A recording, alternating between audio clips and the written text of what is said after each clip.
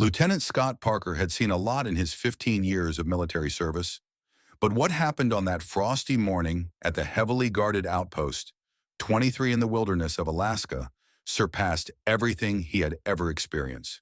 The alarm bells rang deafeningly as the soldiers hastily formed a defensive formation. Motion sensors had detected a threat, but when Parker and his team aimed their weapons at the gate, they witnessed a scene that left even the hardened men speechless.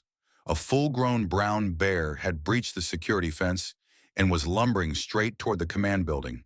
However, instead of attacking, it stopped, lowered its head, and let out soft, almost mournful sounds. Sergeant James Miller, the base's wildlife expert, cautiously stepped forward. "This isn't normal behavior," he murmured. "Bears avoid humans, and if they approach, it's out of hunger or aggression. But this is different." The bear, which they now recognized as a female, was covered in snow and ice. Her tracks in the fresh snow revealed that she had been circling the base for hours before deciding to break in. "She's exhausted," Miller noted, "and she's a mother. Look at her teats. She's nursing cubs." This realization changed everything. A mother bear would never leave her cubs without a reason, and if she was willing to breach one of the most secure military installations, she must be desperate. Parker, a man who always followed protocol, faced a difficult decision. The rules were clear. Any threat to the base had to be neutralized. But deep down, he knew something extraordinary was happening. "Hold your fire," he commanded loudly. "No one shoots!" The soldiers looked at him in disbelief but obeyed the order. The bear lifted her head slightly and let out another soft, pleading sound. "She wants us to follow her," Miller concluded. "I bet her cubs are in trouble." Parker clenched his fists. He knew it was risky to leave the safety of the base, but if he did nothing and those cubs died, he would never forgive himself. He looked at his men. 4 soldiers stepped forward, including Miller. Together they geared up with warm clothing, weapons, and medical supplies. The wind grew stronger, and the snow began to fall more heavily. Parker felt the weight of responsibility on his shoulders. They were venturing into the dangerous wilderness, guided by nothing but the trust of a wild animal. With a mix of nervousness and determination, they followed the bear into the dark, snow-covered forest, unaware that this decision would change their lives forever. For hours they marched through the rugged terrain, the bear always a few steps ahead.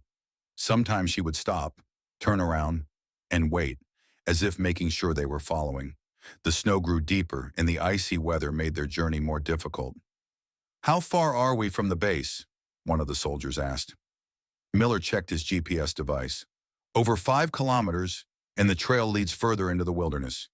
If we don't find something soon, we'll have to turn back." But at that moment, the bear stopped abruptly. She lifted her snout, sniffed the cold air, and let out a deep, concerned growl. Then she took off running. The soldiers exchanged glances. "What now?" one asked. "We follow her," Parker said firmly. The next few minutes were a race through the snow. The bear led them to a small clearing, where she suddenly stopped in front of a dark hole in the ground. It was an old mine shaft, partially collapsed but deep enough to be a deadly trap. Parker peered down and froze. 2 small bear cubs lay at the bottom of the shaft, barely moving, weak and half frozen. Miller cursed under his breath. "Now we know why she came to get us." Parker nodded. "We need to get them out, and fast." He stepped closer to the edge while the bear let out mournful sounds, trying to encourage her cubs. But the little ones were too weak to move.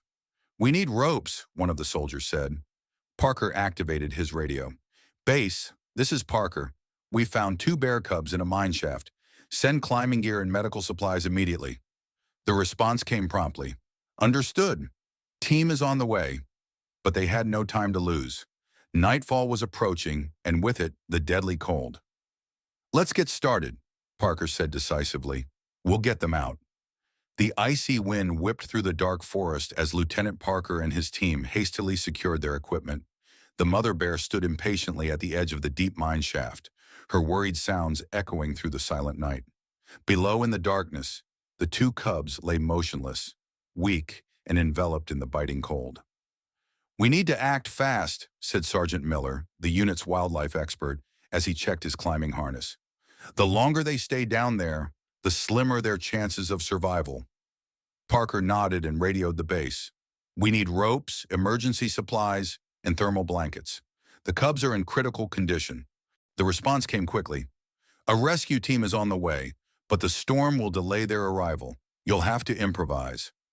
The men exchanged serious looks. They had no choice. They had to act immediately.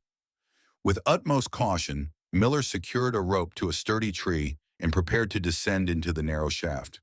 The walls were slick with ice and unstable. Any misstep could trigger a collapse.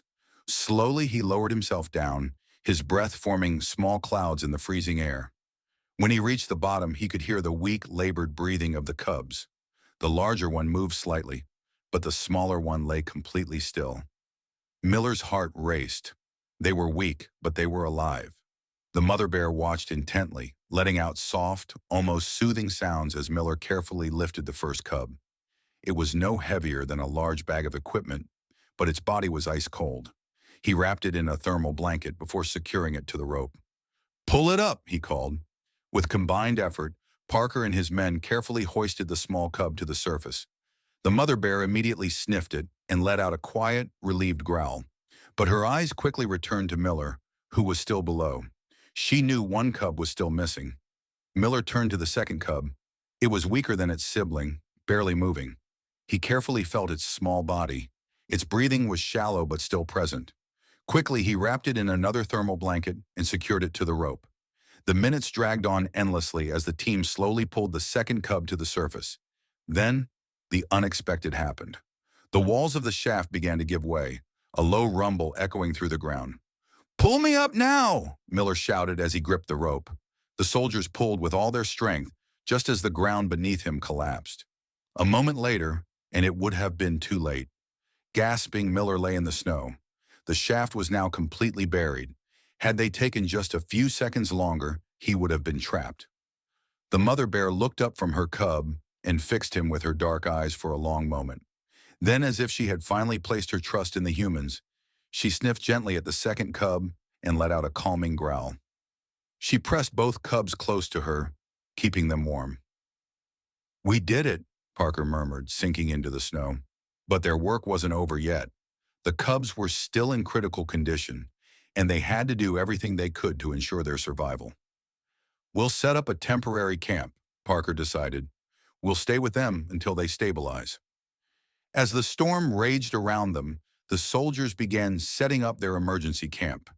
This night would be decisive for the cubs, and for the incredible bond between humans and animals that had been forged here. The icy night enveloped the soldiers and the mother bear as the makeshift camp slowly took shape. Parker and his team knew they had to keep the cubs warm, or they wouldn't survive the night. Sergeant Miller checked the cubs' body temperatures and found that the weaker one was on the verge of hypothermia. "We need to stabilize their temperature," he said, wrapping it tighter in a thermal blanket. Parker knelt beside him. "Can we use our body heat?" Miller nodded. "That might be our best chance. They're too weak to generate their own warmth." Parker cradled one of the cubs in his arms, while another soldier held the second cub close. The mother bear watched intently but showed no aggression. On the contrary, she seemed to understand that the humans were trying to save her cubs. As time passed, the situation remained critical. The storm intensified, and temperatures continued to drop. The soldiers built snow walls around the camp to shield themselves from the icy wind. Radio contact with the base was sporadic due to the weather. "How long can we keep this up?" one of the soldiers asked, warming his hands on an emergency heater. "Until the cubs are strong enough, or until reinforcements arrive," Parker replied firmly.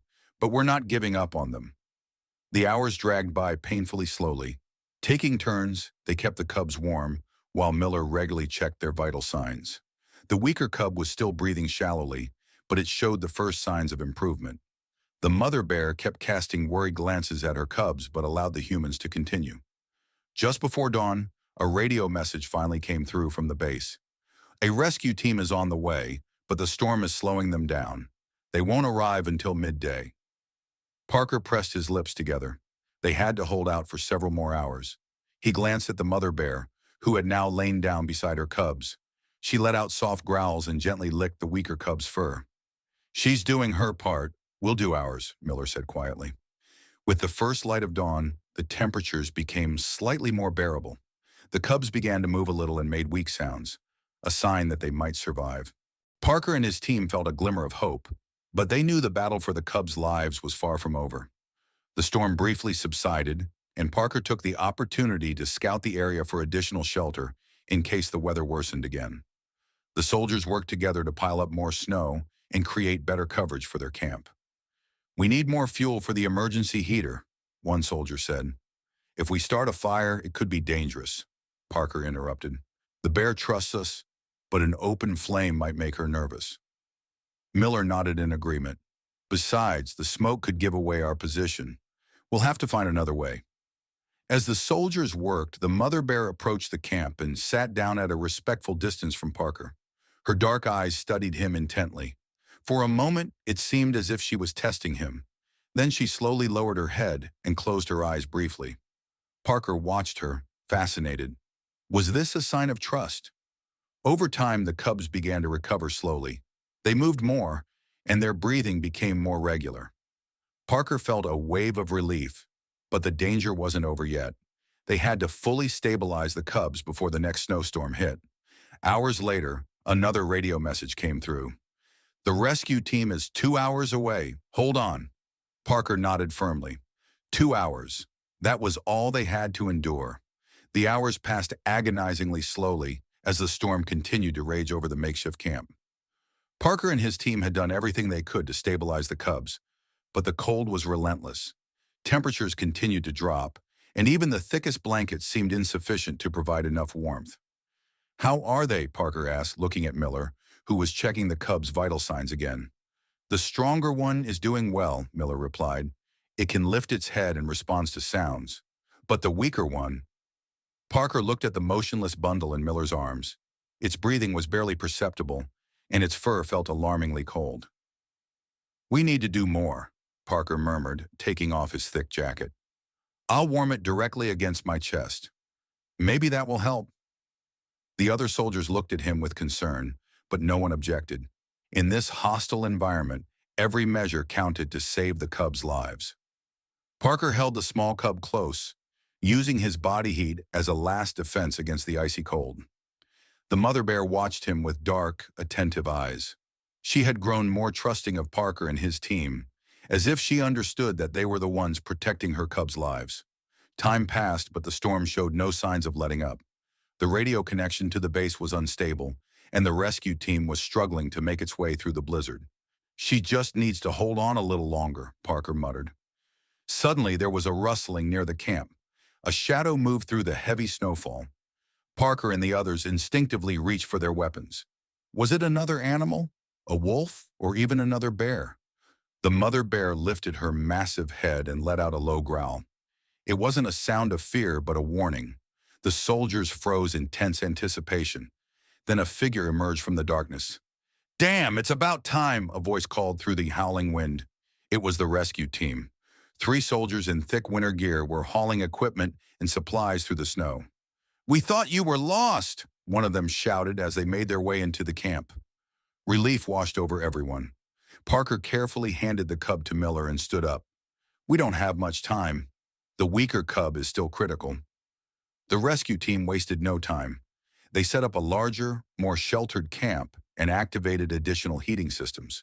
The soldiers worked with the precision honed by years of training. The mother bear remained calm, but her eyes followed every move.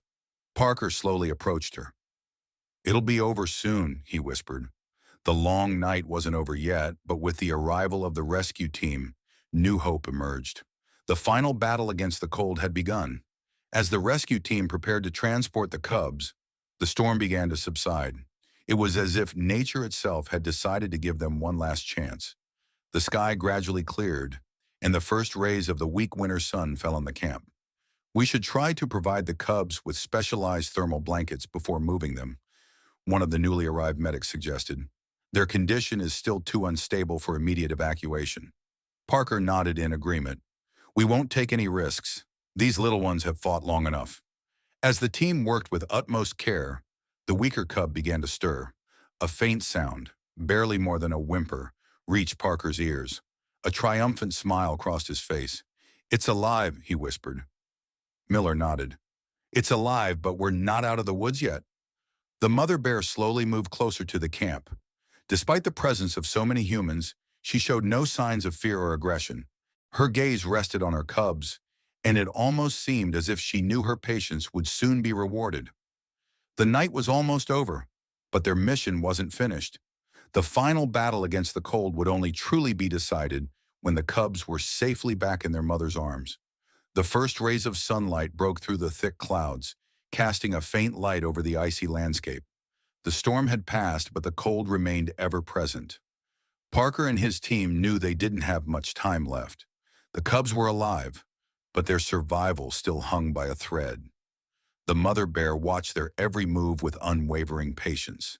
Her large eyes rested on her cubs, as if to ensure they were in safe hands.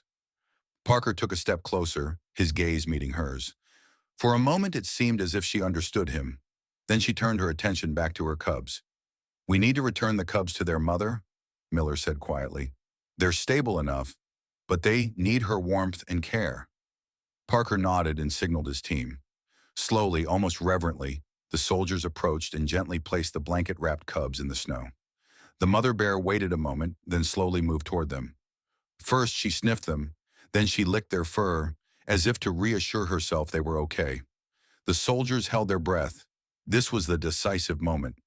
After what felt like an eternity, the mother bear carefully picked up one of the cubs with her mouth and pulled it closer. The second cub followed shortly after. She settled down, wrapping her powerful paws around them, and let out a soft growl, a sound of relief and gratitude. The men watched the scene with deep reverence. All the hardships, the battle against the cold, and the uncertainty, it had all been worth it. Parker slowly let the tension drain from his shoulders. "We did it," he whispered. But their efforts hadn't been in vain. From that day on, the base would pay closer attention to potential dangers to wildlife in the area. After this incident, abandoned mine shafts were inspected and secured to prevent further tragedies. The mother bear slowly stood up. She looked at Parker and his men one last time, then turned and disappeared into the dense forest with her cubs. The soldiers stood for a moment, letting the experience sink in. "Do you think we'll ever see them again?" one of the men asked quietly. Parker gazed into the distance where the bears had vanished among the trees. "Maybe," he said thoughtfully, "but even if we don't, we'll never forget them." As they made their way back to the base, the icy wilderness felt less hostile. They knew they had done something significant here, something that would remain in their memories forever. A bond had been formed, one that transcended the boundaries between humans and animals and would connect them forever. The return to the base was as arduous as their departure. The snow was still deep, but the wind had died down. The soldiers walked in silence, each lost in their thoughts. Parker felt exhaustion creeping into his limbs, but he knew every effort had been worth it. When they finally saw the lights of the base after several hours of marching, they breathed a sigh of relief. A medical team was ready to tend to the soldiers, but Parker waved them off. "Take care of the cubs first," he said firmly. "They fought the hardest in this battle." Miller placed a hand on his shoulder. "They're safe now, and that's thanks to you." The news of the extraordinary rescue spread quickly. Within days, the story of the mother bear and the soldiers who helped her became known beyond the military base. Wildlife organizations reached out to learn more about the incident, and soon new protective measures were developed for the region. Weeks later, as Parker stood at the edge of the base one morning, gazing out into the snowy wilderness, he saw movement among the trees. A large figure stood there, the mother bear. She looked at him from a distance, two healthy, strong cubs by her side. Parker felt a moment of deep connection. Without fear or haste, the bear eventually turned and disappeared into the forest once more. But this time, he knew she wasn't gone forever. A smile crossed his face. Sometimes the strongest bonds are formed from the most unexpected encounters.